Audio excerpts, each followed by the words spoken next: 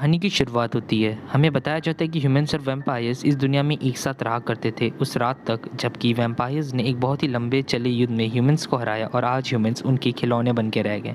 फिर यहाँ पर हमें बहुत सारे वैम्पायर्स को दिखाया जाता है जो कि ह्यूमन सोसाइटी में एंटर कर दिए होते हैं। यहाँ पर हम एक लेडी को देखते हैं जो कि अपने दोनों बच्चों को कहती है तुम्हें कुछ भी करके अपने सांसें रोक के रखनी है और बिल्कुल भी चिल्लाना मत। उसके बाद हम देखते हैं उसका हस्बैंड कहता है कि वैम्पायर्स आ रहे हैं, तो वो जो मॉम होती है वो अपने बच्चों को उसी कबर्ड में बंद कर देती है और कहती है कि मुझे माफ़ कर देना पर तुम्हें जिंदा रहना होगा मेरे बच्चों। फिर हम देखते हैं उसी घर में वैम्पायर्स लोग आ जाते हैं और वो उन दोनों को मार देते हैं। अपने माँ बाप को मरते हुए देख के वो लड़का रोने वाला होता है, तभी उसकी बहन उससे चुप कर देती है। फिर हमें दिखाया जाता है वो छोटी सी बच्ची जो है वो देखती है कि कौन उसकी माँ को मार रहा है। हम देखते हैं वहाँ पर एक वैम्पायर होता है जिसकी आंखें रेड होती हैं। फिर यहाँ पर हम देखते हैं कि हमारी इस सीरीज की मेन फीमेल लीड दुआ सियोक्सिन की आंखें खुलती हैं जो कि कहती है कि यही सपना वापस है। यहाँ पर आपको कंफ्यूजन ना हो इसी के लिए मैं आपको बता देता हूँ कि जो दुआ सियोक्सिन जो सपना देखी थी वो एक्चुअल में दुआ सियोक्सिन का पास्ट ही था। यहाँ पर हम देखते हैं कि एक लड़की बोल रही होती है कि कल उसने योर हाइनेस को अपना ब्लड ऑफर किया था और उन्हें वो पक्का अच्छा लगा होगा, जिस पे दूसरी लड़की बोलती है कि मैं तुमसे बेट लगा सकती हूँ कि उनको बहुत ज़्यादा खराब लगा होगा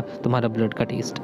यहाँ पर हम देखते हैं कि हमारी दुआ सियोक्सिन इन सबसे परेशान होकर उस रूम से जा रही होती है। उतने में ही एक लड़का आता है। वो लड़का कहता है दुआ सियोक्सिन से क्या वो इन डॉक्यूमेंट्स को म्यूजिक क्लासरूम तक छोड़ेगी। फिर हम देखते हैं हमारी दुआ सियोक्सिन बोल रही होती है कि मुझे इसको क्यों छोड़ने जाना है। यहाँ पर हमारा सीन शिफ्ट होता है। अब हम यहाँ पर एक वैम्पायर लड़की को देखते हैं जो कि एक लड़की का खून पी रहा होता है। उसके बाद वो कहता है ये खून कितना ज्यादा डिस्गस्टिंग है। यहाँ पर हम देखते हैं कि हमारी दुआ सियोक्सिन वो गेट खोलती है म्यूजिक रूम का और हम देखते हैं उसके अंदर हमारा वही लड़का और वही लड़की गिरी हुई होती हैं। फिर हम देखते हैं हमारी जो दुआ सियोक्सिन होती है वो उस लड़के को देखकर कहती है ये तो रॉय है, इस पूरे स्कूल कैंपस का प्रिंस इसे कहा जाता है। फिर हम देखते हैं हमारा जो रॉय होता है वो उसे कहता है हे तुम यहाँ आओ। और फिर हम देखते हैं कितना ही सुन के हमारी जो दुआ सियोक्सिन होती है वो वहाँ से भागने लग जाती है और कहती है ये तो एक वैम्पायर है। यहाँ पर दुआ सियोक्सिन भागते हुए यही सोच रही होती है कि उसकी किस्मत इतनी खराब है कि वो ये गंदी मंजर उसने अपनी आंखों से देख लिया। उतने में हम देखते हैं कि उसे रॉय पीछे खींचता है और उसके बाद रॉय कहता है कि तुम काफी ज्यादा बोल्ड हो कि तुम मुझे इग्नोर करने की कोशिश कर रही हो। यहाँ पर हमारी दुआ सियोक्सिन उसे कहती है कि प्लीज उसे वो जाने दे। यहाँ पर हम देखते हैं कि हमारा रॉय कहता है कि तुम इनोसेंट बनने की जान की एक्टिंग कर रही हो, आखिर तुम भी मेरी अटेंशन ही पाना चाहती हो।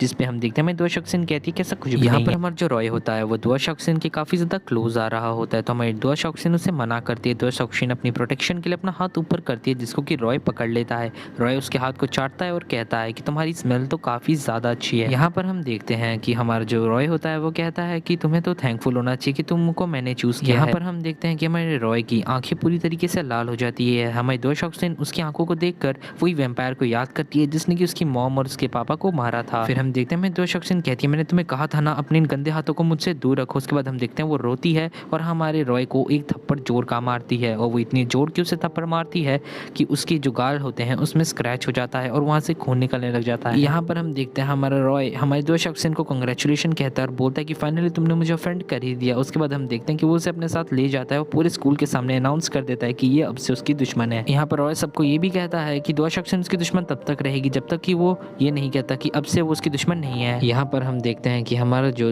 रॉय होता है वो कहता है कि मैं ह्यूमन से बहुत ही ज़्यादा नफरत करता हूँ क्योंकि वो गद्दार होते हैं, बहुत ही ज़्यादा लालची होते हैं। वो कहता है ह्यूमन्स हरदम रियलिटी से पीछे भागना चाहते हैं और तभी हम देखते हैं कि मैं दुआ सियोक्सिन भी वहाँ से भागने लग जाती है। फिर हमारा रॉय कहता है सबसे इम्पोर्टेंट कि वो अपने प्रॉमिस का रेस्पेक्ट भी नहीं करते। फिर हमारा सीन पास्ट में जाता है और अब हम यहाँ पर छोटे रॉय को देखते हैं जो कि फ्ले नाम की किसी लड़की को खोज रहा होता है। उतने में ही बगल से एक आदमी निकलता है और कहता है कि तुम अभी भी उस ब्लड स्लेव की इतनी केयर करते हो। यहाँ पर रॉय कहता है बड़े भैया आप क्या आपको फ्ले कहीं पर दिखी? जिस पे उसके भैया कहते हैं कि ह्यूमंस ऐसे ही होते हैं, ह्यूमंस अपने वादे पूरे नहीं करते। यहाँ पर हम देखते हैं कि हमें जो फ्ले होती है वो हमारे रॉय को कह रही होती है कि वो उसे कभी नहीं छोड़ती। यहाँ पर रॉय का बड़ा भाई कहता है कि ये इम्पॉसिबल है ह्यूमंस और वैम्पायर्स के लिए कि वो लोग हमेशा एक साथ रहें। रॉय का बड़ा भाई कहता है कि उसने तुम्हें रूथलेसली अबैंडन कर दिया।